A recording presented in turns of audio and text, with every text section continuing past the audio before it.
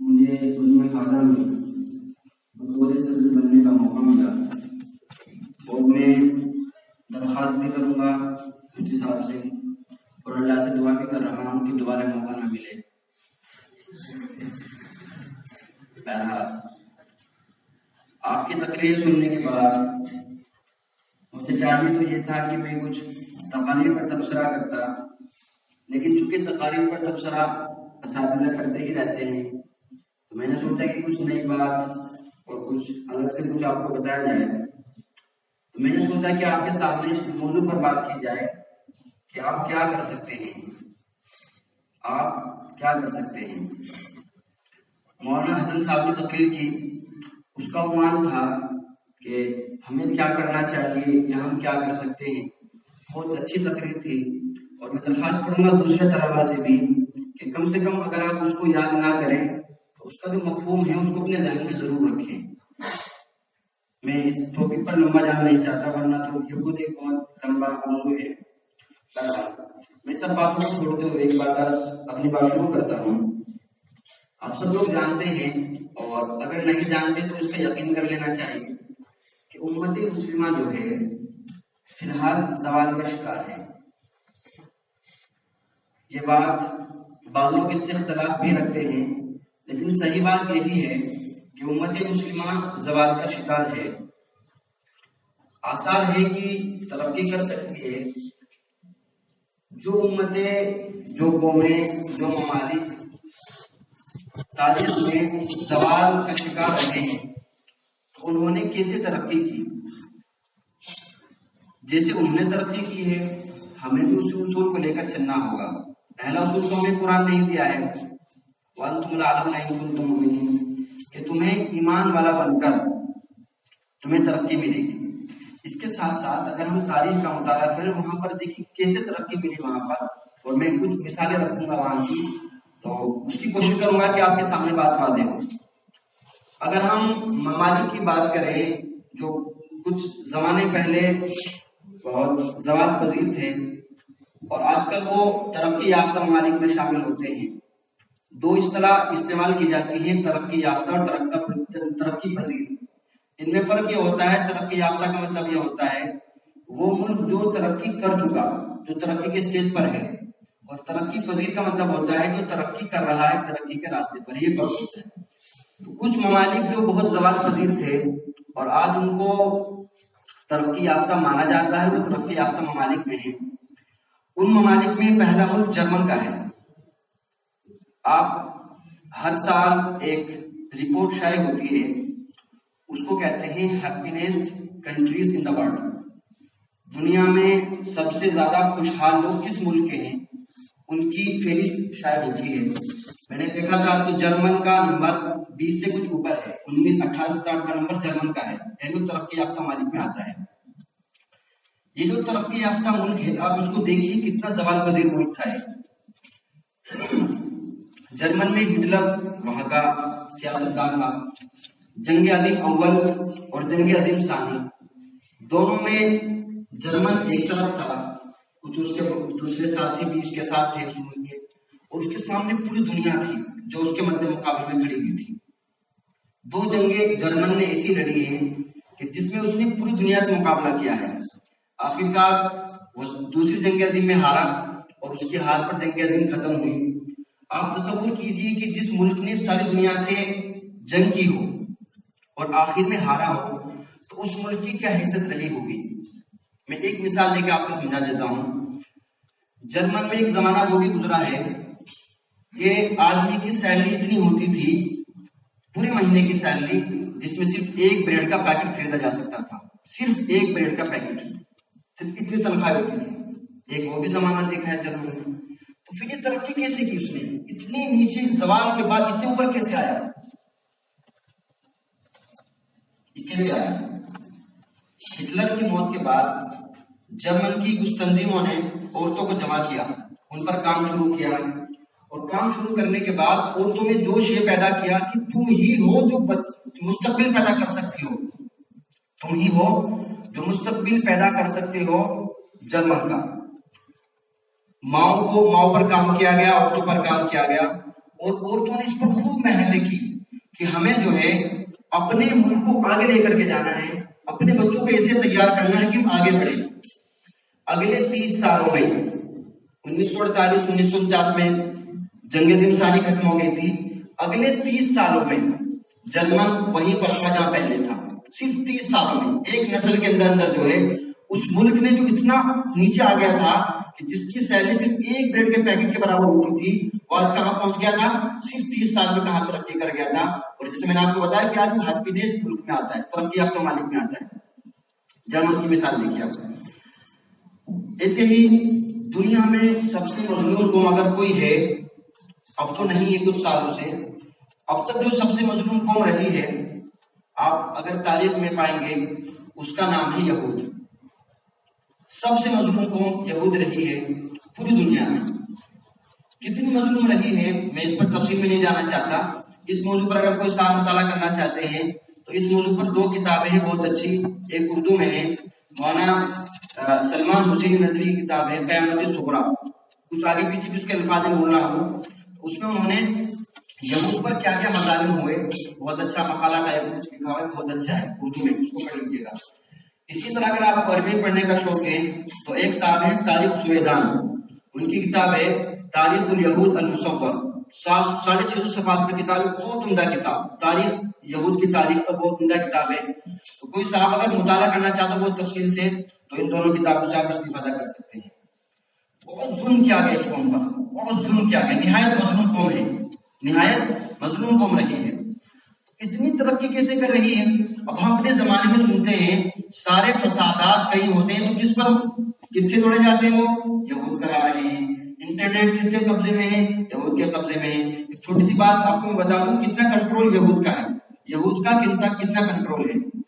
زید حامد پاکستان کے ایک رائٹر ہیں اور ان کو پڑھیے گا بھی مت. جس زمانے میں نے پڑھا تھا اس وقت ٹھیک ٹھاک تھے، آج کل وہ زیادہ جہادیوں کے ساتھ ہیں تو یہ ذرا مشکل ہو جاتا ہے آج کل انٹرنیٹ پر سرچ کرنا ان چیزوں کو.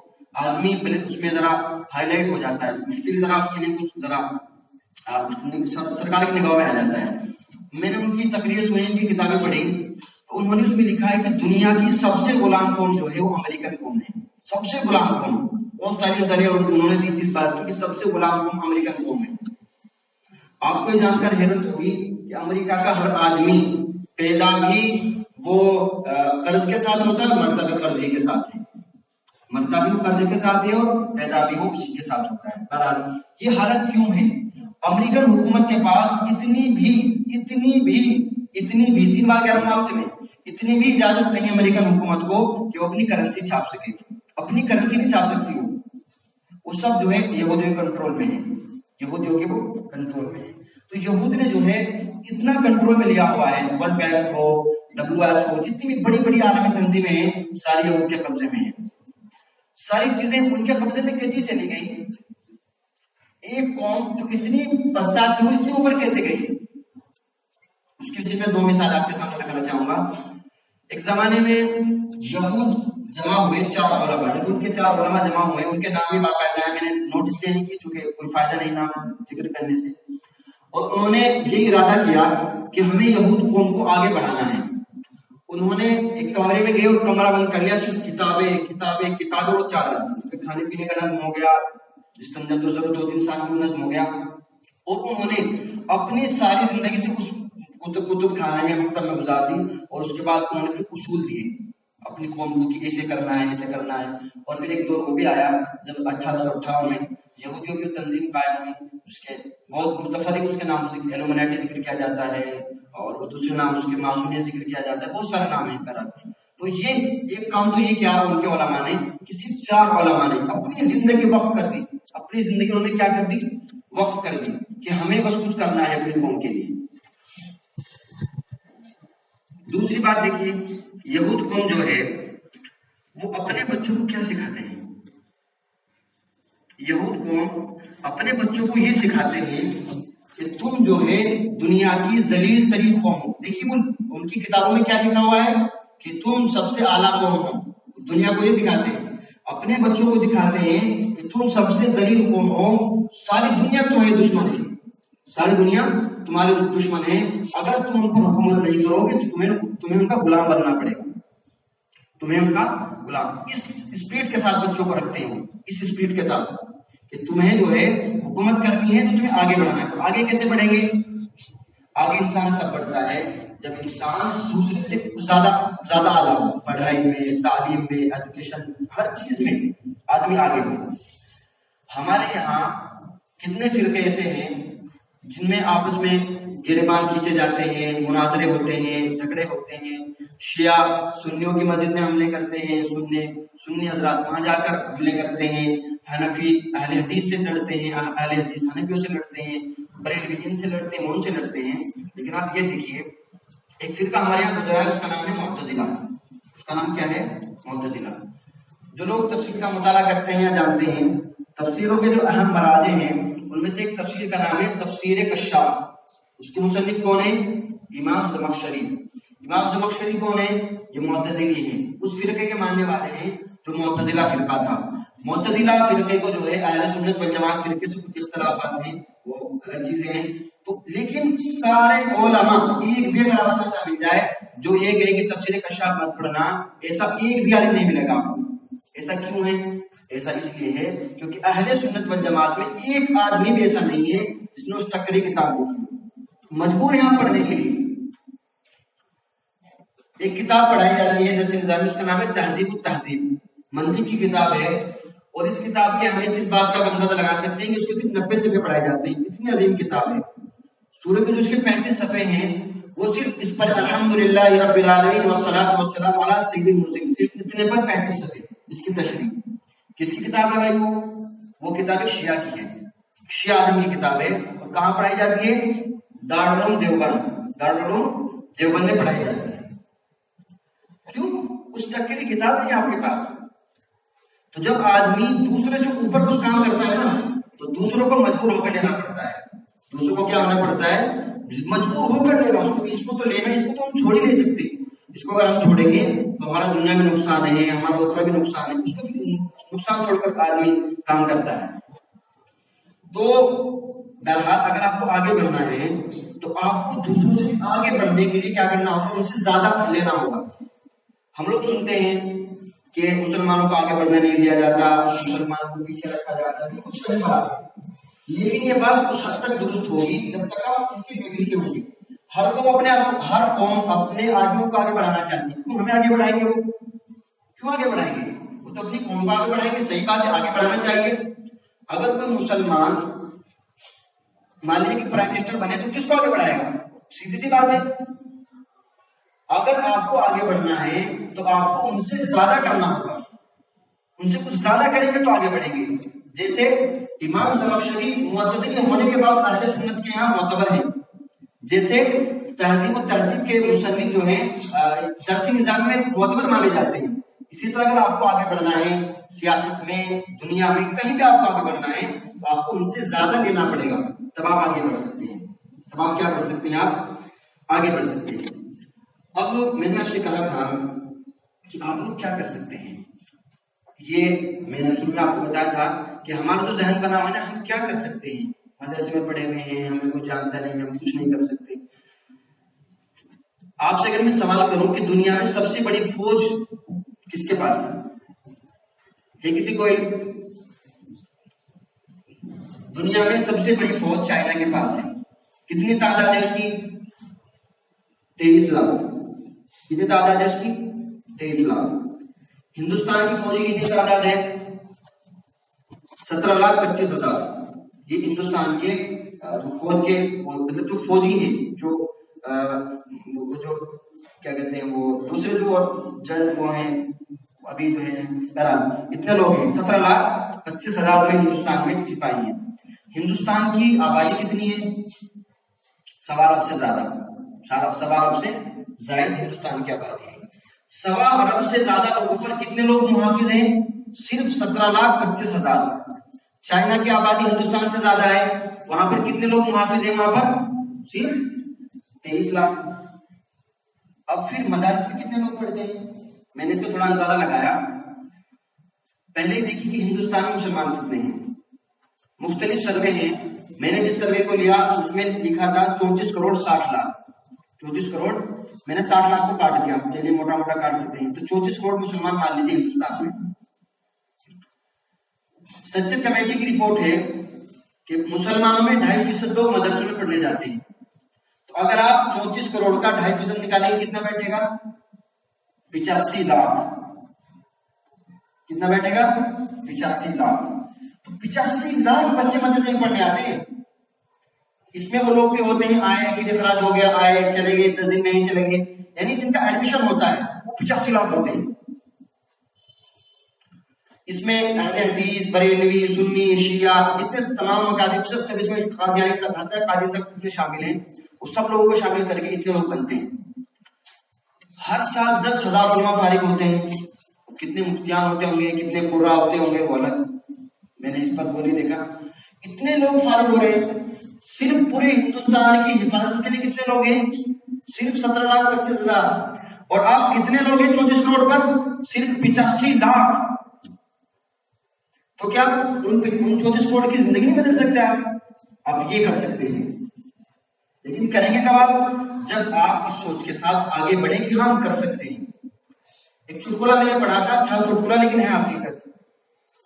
چٹکلا یہ تھا کہ چائنا اور جاپان کے لوگ جو ہیں ان کی سوچ یہ ہوتی ہے کہ اگر کوئی کام دوسرے لوگ بھی کر رہے ہیں, مان لیجیے آپ کوئی کام کر رہے ہیں تو میں سوچوں گا کہ یار دوسرے کر رہے ہیں تو میں بھی کر لوں گا, دوسرے کر رہے ہیں تو میں بھی کر لوں گا, دوسرے کر سکتے میں بھی کر سکتا ہوں. اور اگر کوئی کام دوسرے نہیں کر پا رہے ہیں, دوسرے نہیں کر رہے ہیں تو مجھے کرنا چاہیے. یہ کہاں کی سوچ ہے؟ چائنا اور جاپان یعنی ترقی یافتہ ممالک کی. اب ہندوستان کی مثال لے لیجیے, چٹکلا ہندوستان پر تھا. اب کچھ لوگ اگر کام کر رہے ہیں تو میں کیا سوچوں گا, بطور انڈین اتنے لوگ کریں مجھے کیا ضرورت ہے.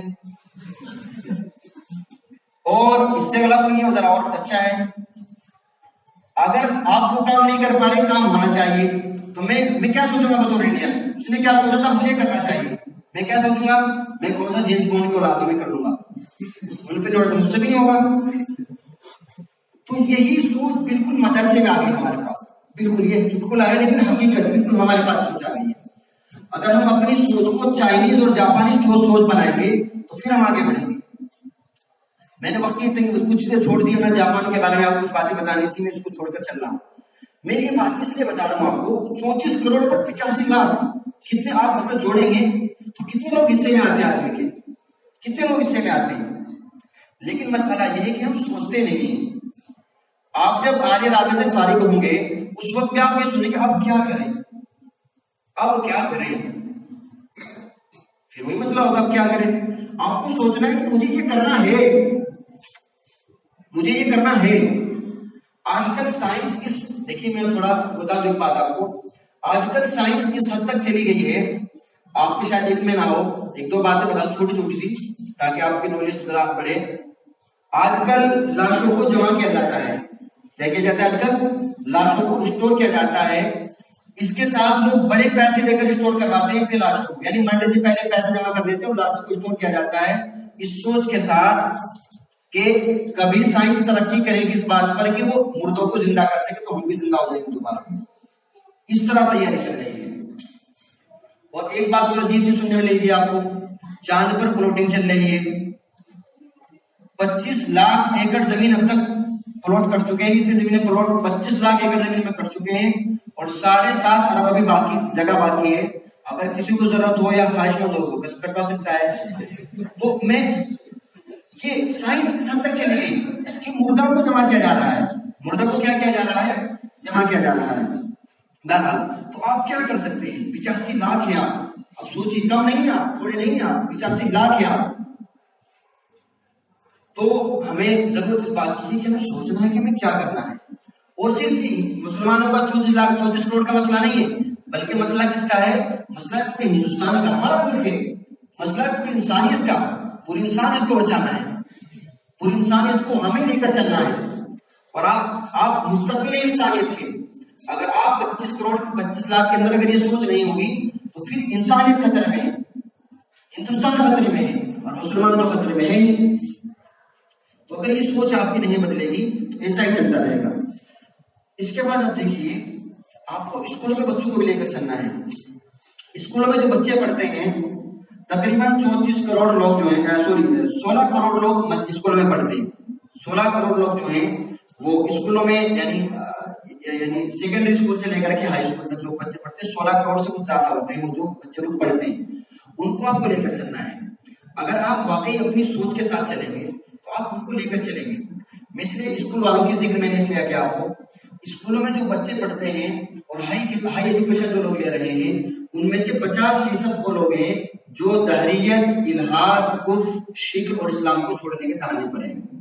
اسلام کو چھوڑنے والے بالکل علی شفا جرف ہار، بالکل گرنے والے کفر و شرک میں. یہ حالت کی کنڈیشن ہے. ایک سروے بتا دوں اس بارے میں، آپ کو آگے چلتا ہوں. پھر کچھ زیادہ ہی زیادہ آ رہی ہے، ورنہ تھوڑا سا کرنے کا ارادہ تھا.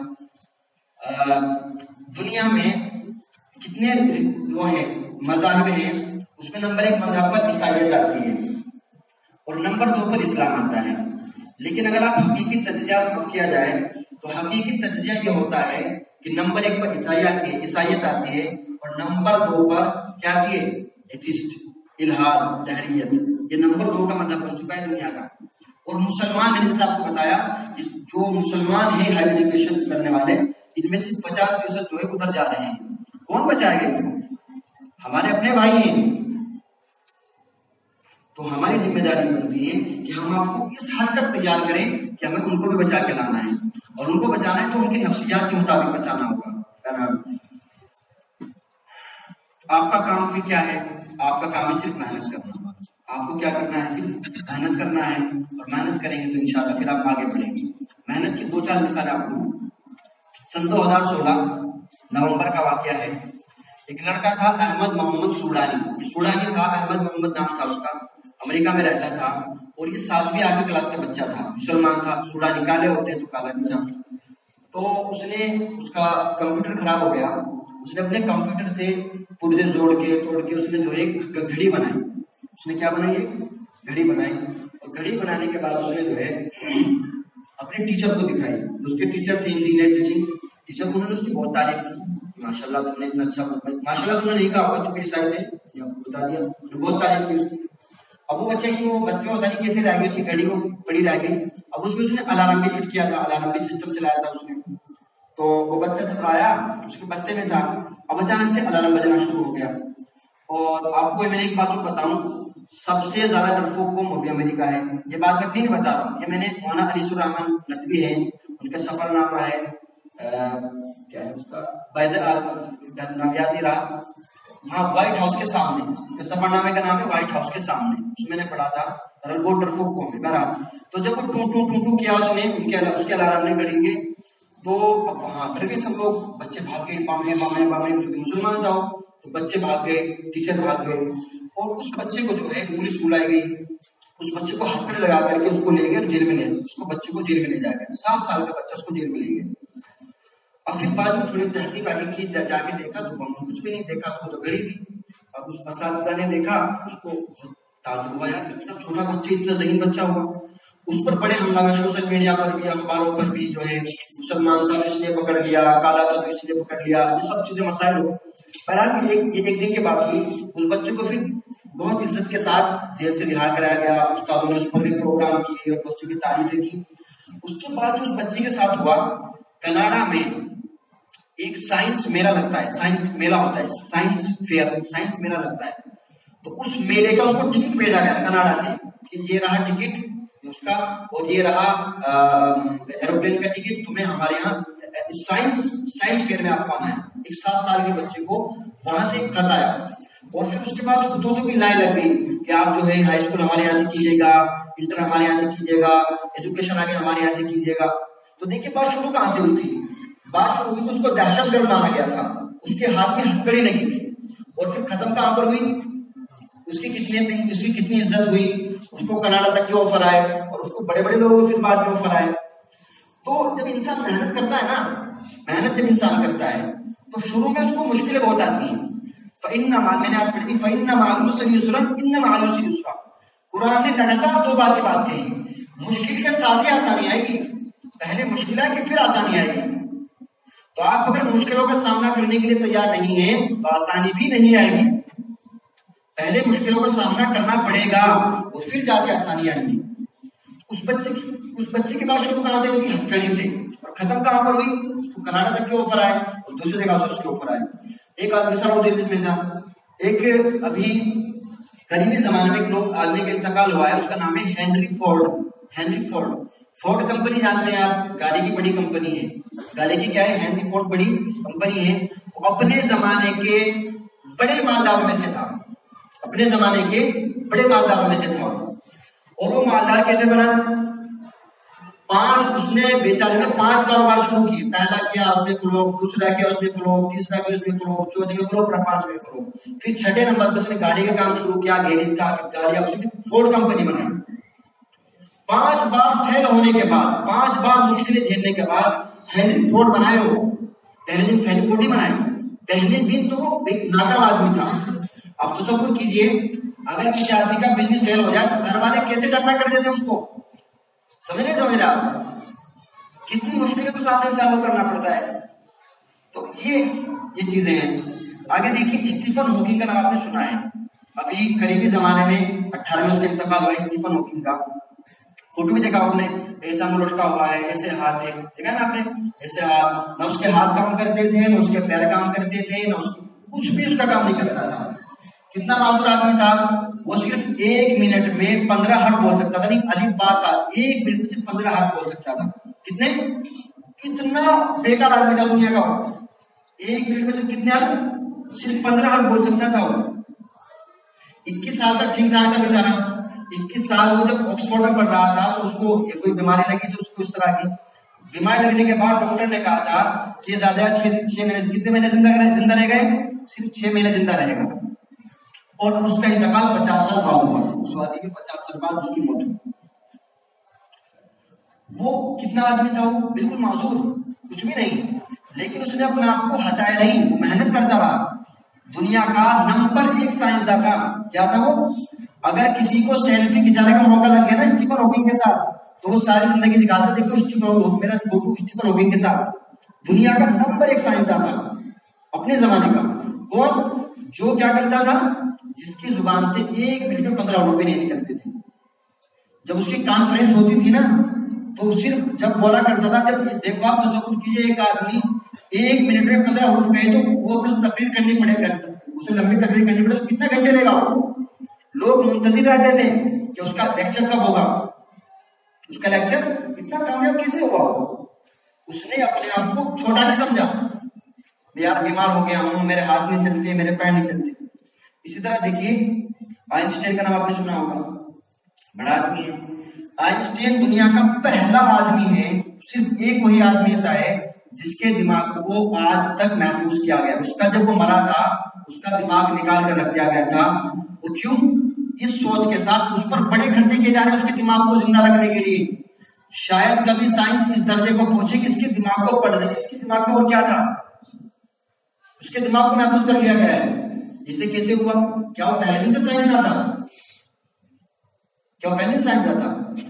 اسٹیفن ہاکنگ کا فوٹو دیکھیے، اتنا بڑا سر ہے اس کو، اتنا بڑا، جیسا کہ کوئی ٹوکرا رکھا اس پہ، اتنا بڑا سر ہے.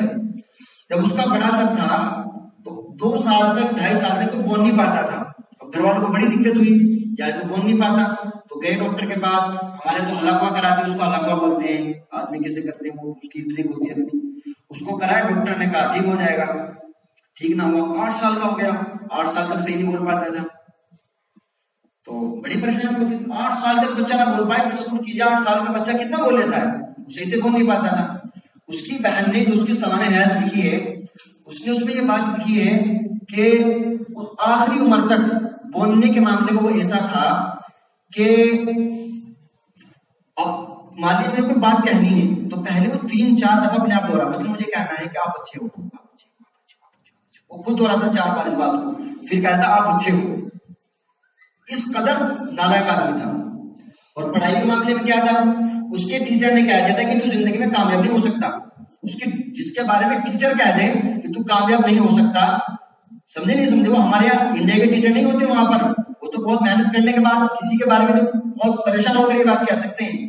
لیکن اسٹیفن ہاکنگ سے وہ آدمی ہوا جس نے ٹائم اینڈ اسپیس کا تھیوری پیش کی، یہ ٹائم کیسے شروع ہوا، اسپیس کیسے وجود میں آیا، اور میں نے بتایا دماغ اس کے محفوظ کر لیا گیا ہے کیسے ہوا. آر ایس ایس ہندوستان میں آر ایس ایس کا نام بڑا ہے، سارا کام آر ایس ایس کرا دیتی ہے، وشو ہندو پریشد کرا دیتی ہے. یہ آپ اگر پڑھیں گے 1924 سے پہلے اس کی کیا استھتی تھی آر ایس ایس کی، آپ دیکھیں کہ لوگ ان کو گھروں سے دھکے مار کے نکال دیتے تھے، گھروں سے دھکے مار کے نکال دیتے لوگ. 1924 سے پہلے 1924 کے بعد کچھ پڑھے، پھر 1947 تک یہ حالت ان کی رہی، پھر 1947 کے بعد انہوں نے موقع کا فائدہ اٹھایا، پھر آگے بڑھے. آج دیکھ لیجیے کس کی حکومت ہے، نام تو بی جے پی کا ہے لیکن اصل حکومت آر ایس ایس کی ہے. تو جب کوئی کو محنت کرتی ہے نا تو پھر وہ آگے بڑھتی ہے. اور میں یہ باتیں آپ کو یہ بھی کہہ رہا ہوں کہ کون محنت کرے، آپ تحریر کیجیے کہ مجھے محنت کرنی ہے، چاہے کوئی محنت کرے نہ کرے مجھے محنت کرنی ہے، صرف مجھے کرنی ہے. صرف مجھے وہ کرے نہ کرے، صرف مجھے کیا کرنی ہے، محنت کرنی ہے. دیانند سرسوتی کا نام نے سنا ہوگا، آریہ سماج کے بانی ہے.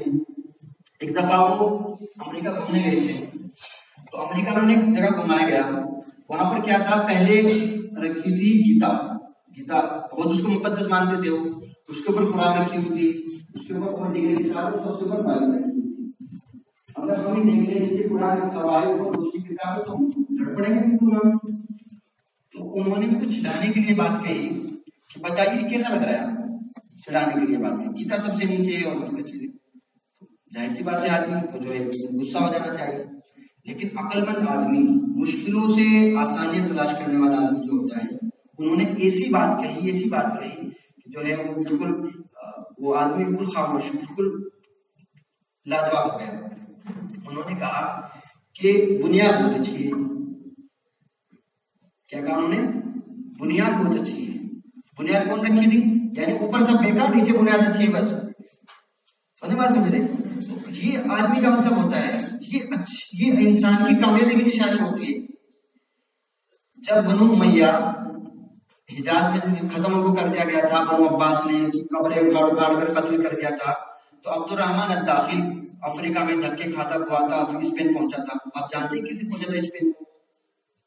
8 دن اس نے ایسے گزارے ہیں، کبھی پتے کھا کر کے، کبھی کچھ اور کھا کر کے، کبھی سمندر کا پانی پی کر کے، اور وہ اسی جیسا کہنا امید ہی نہیں تھی زندگی کی، اس حالت میں اس نے اپنے آپ کو اسپین پہنچایا ہے.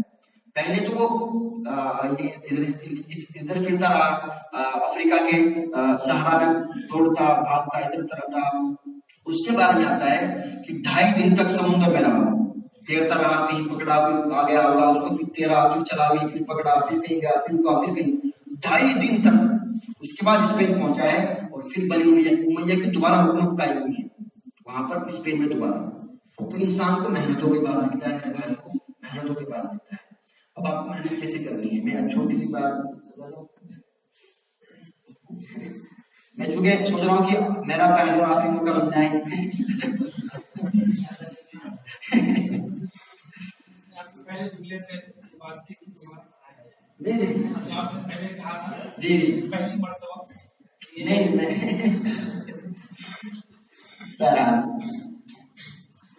اس کے لیے آپ کو مطالعے کا شوق پیدا کرنا ہوگا، مطالعے کا شوق پیدا کرنا ہوگا.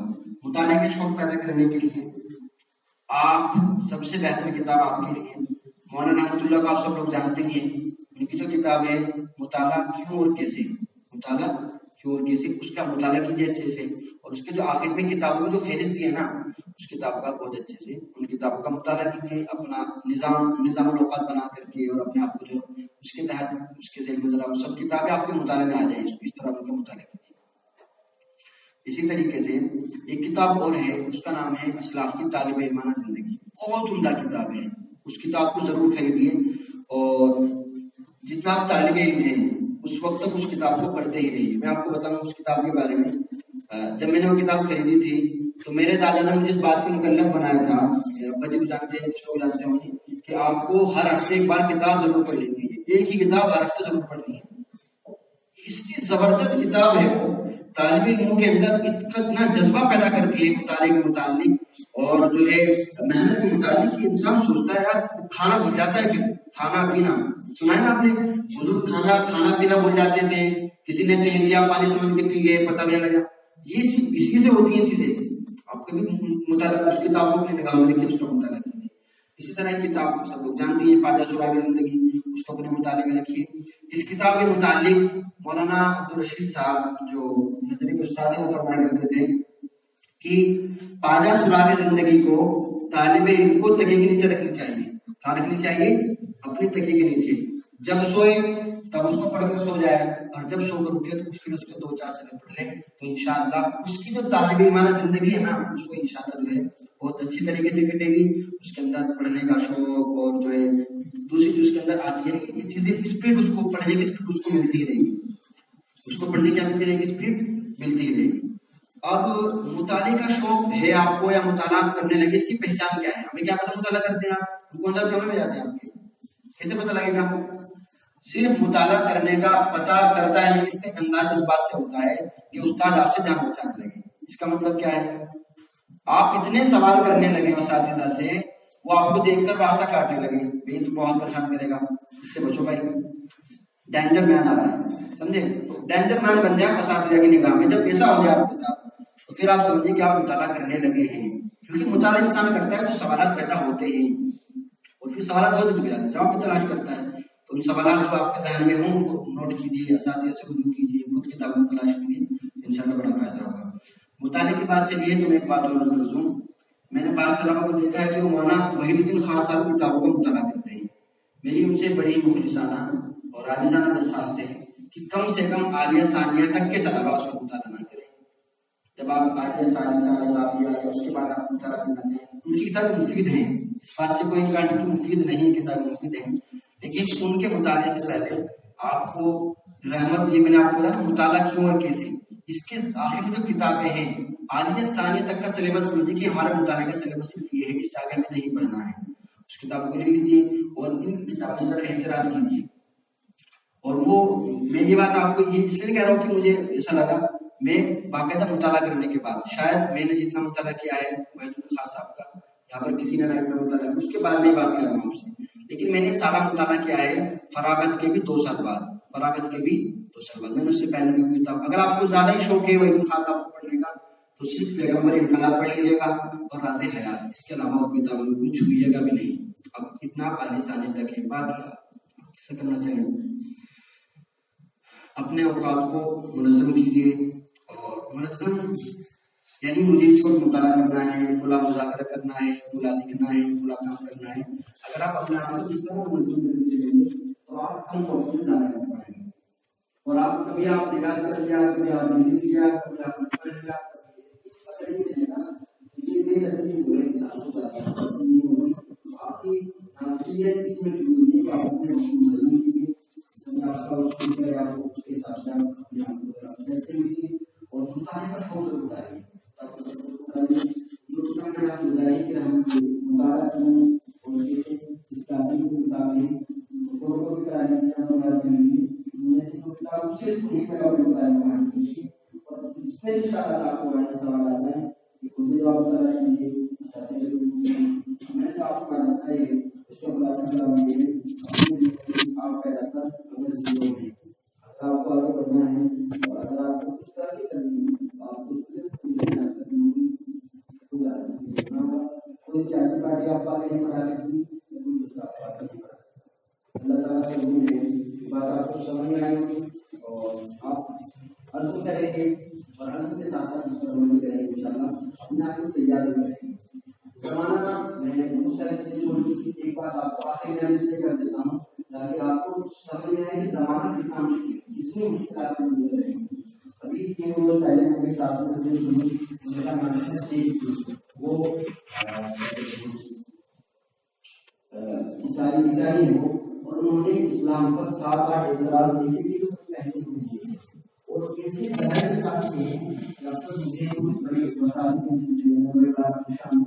اس طرح لوگ پیدا ہو رہے ہیں یہاں پر، جیسا کہا ہے مولانا علی صاحب فرماتے تھے کہ جو آپ کے مدد مقابلے ہیں، جو آپ کے دشمن ہیں، ان کے دل کی جگہ بھی مانگتے اور دماغ